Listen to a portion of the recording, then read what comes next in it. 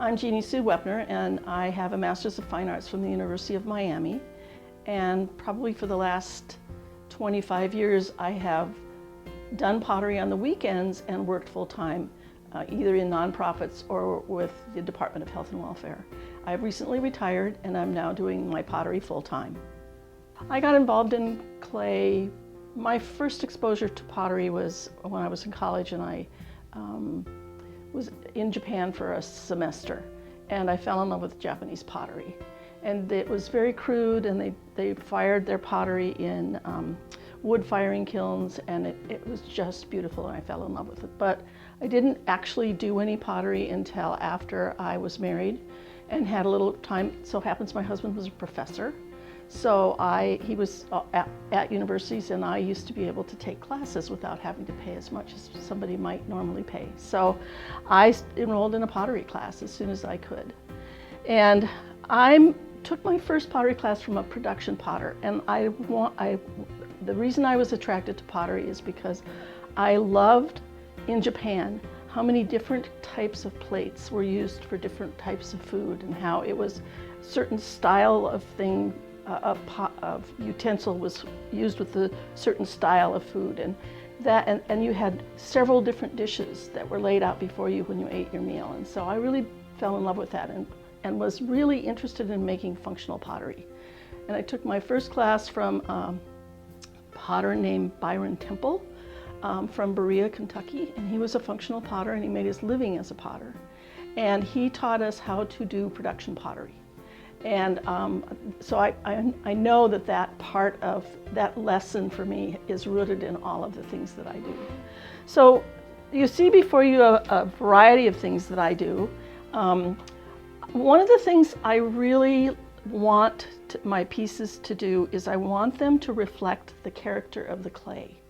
I don't want to interfere with the character of the clay, and I don't want to interfere with what my fingers can do to the clay. In other words,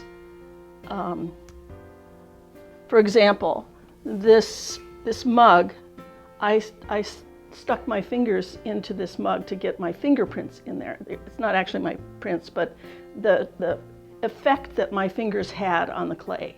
And I didn't mess with it beyond that. I just stuck my fingers in it and then let the clay do what clay does. The same thing with the handles. So when I pull a handle, and I pull my handles off of the piece, when I pull a handle, I don't make this arch. The clay naturally makes that arch. And if I pull the handle and then attach it down there, the clay naturally will make this arch. I don't have to do anything to it. And there's a certain amount of energy, I think, that comes out of a thrown piece, that if you can get that same kind of energy in a hand-built piece, you've done everything you can to let the clay speak and show you its natural clay formation.